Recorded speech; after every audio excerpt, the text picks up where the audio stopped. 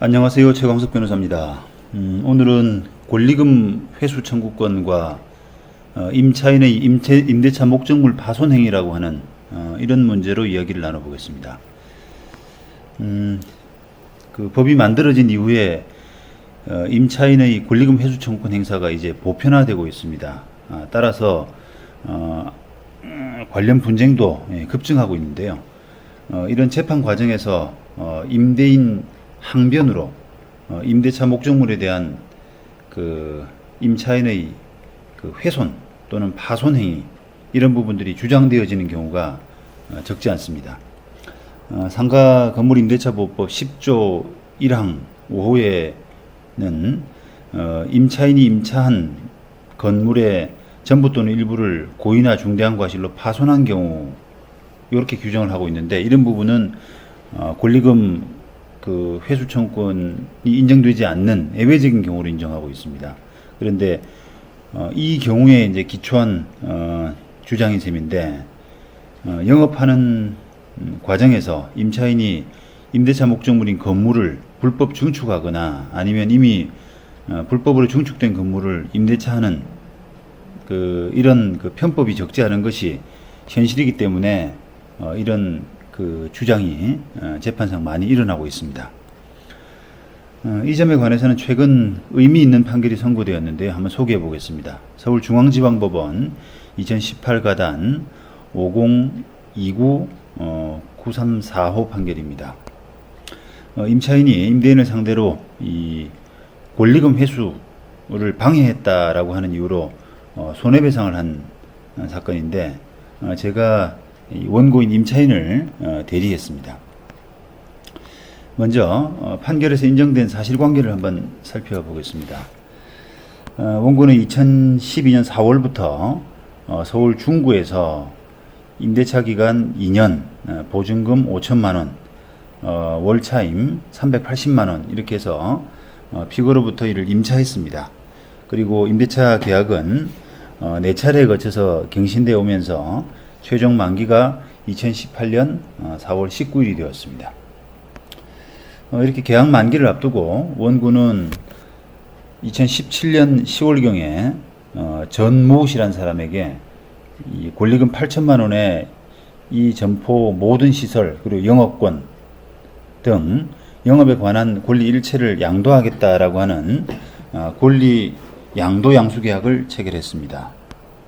그리고 원고는 2018년 1월 초순경에 피고 임대인에게 이 전모 씨라는 사람과 임대차 계약을 체결해 달라라고 요청하는 통고서를 보냈습니다. 그런데 이에 대해서 임대인인 피고는 원고가 그 차임 지급을 몇 차례 연체를 했고, 또 그 임대인 동의 없는 그 주방 등을 불법 증축했고, 또 임대차 기간이 5년이 지났다라고 하는 여러 가지 이유를 들어서 권리금 회수 기회 보장을 주장할 수 없다, 임차인이 주장할 수 없다라는 취지의 통고서를 보냈습니다.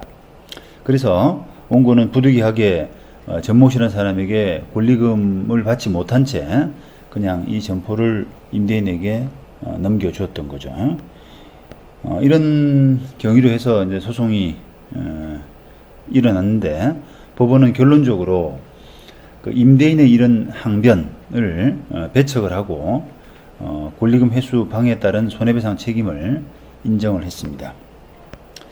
법원에서 그 인정된 그 논리를 한번 자세히 보시겠습니다.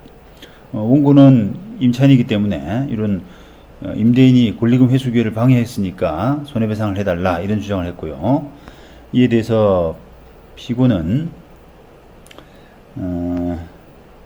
임대인 동의 없이 이 임차 부분의 한쪽 벽면을 해체하고 임차 건물과 옆집 건물 사이 공간에 천막과 파이프를 설치해서 위법 건축물을 설치했다. 이것은 우리 법 그 10조 1항 5호 임차인이 임차한 건물의 전부 또는 일부를 고의나 중대한 과실로 파손한 경우이거나, 아니면 같은 항 8호에서 그 밖에 임차인으로서의 의무를 현저 위반했거나 임대차를 계속하기 어려운 중대한 사유가 있는 경우에 해당된다라고 항변을 했습니다.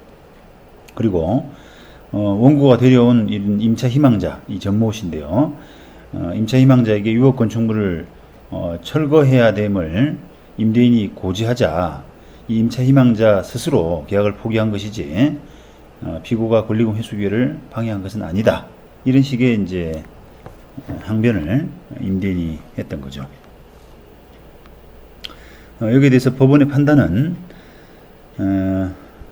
결론적으로 그 임대인의 항변을 이제 배척을 했는데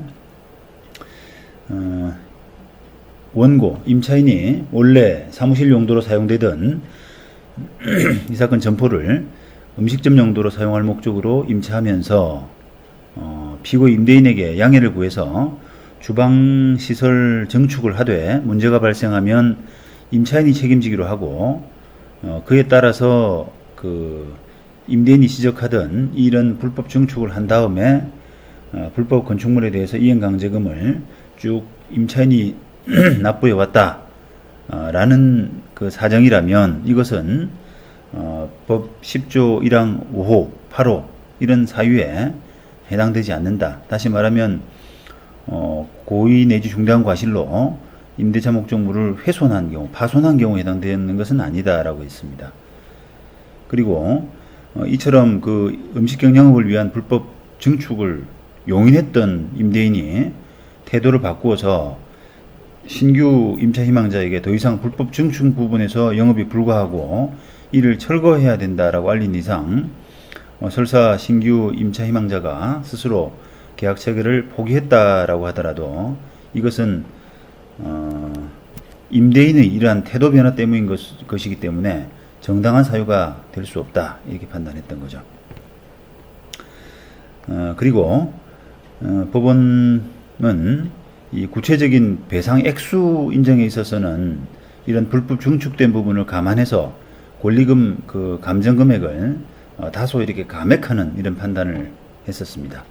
그 이유를 좀 자세히 보시면 원래는 그 권리금 8천만 원 전모 씨에게 받기로 한 권리금 8천만 원과 그리고 임대차 종료 당시 권리금 감정액 7천여만 원 중 낮은 금액을 넘지 못하기 때문에 일단 그 낮은 금액을 기준으로 판단을 해야 되는데요.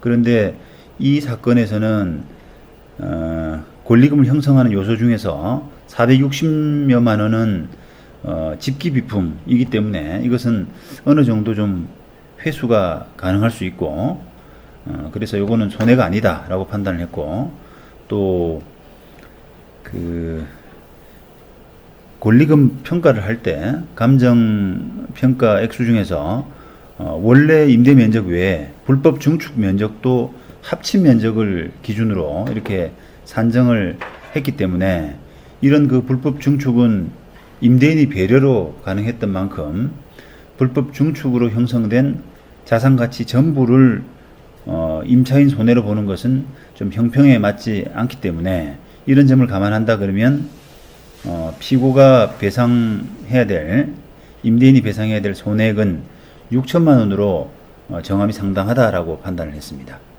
상당히 어찌 보면 좀 합리적인 판단이라고 할 수 있습니다. 그리고 관련해서 재판 이제 변론 자료로 제출했던 하급심 판결 부분도 한번 여러분들이 이해해 보실 필요가 있는데요. 서울 서부지방법원 2006 가합 3158호 판결도 이런 그 임차인의 건물 일부 훼손 부분이 식당 운영을 위한 부득이한 행위일 뿐 아니라 그 다음에 임대차 종료할 때 아주 적은 비용으로 원상회복이 가능한 것으로 보이기 때문에 임대차 목적물을 고의 또는 중대한 과실로 파손한 경우에 해당된다고 볼 수 없다 이렇게 판단했고요. 그 다음에 창원지방법원 2008 가단 63 409 판결 또 역시 시정명령이 났지만 불법 시설물로 인해서 시정명령이 났지만 시정명령 이외에 임대인이 받은 뭐 특별한 불이익이 없다라는 이유로 이 경우에 5호에 해당되는 것은 아니다라고 판단했습니다. 현재로서는 법이 이게 만들어진 지가 그다지 오래되지 않았기 때문에 그 불법 그 훼손, 건축물 훼손과 관련된 이런 판결 선고가 아직은 많지 않은데요. 이런 시점에서 이런 판결들은 유사 사안을 해결하는데 큰 참고가 될 수 있을 것으로 기대합니다. 감사합니다. 최광석 변호사였습니다.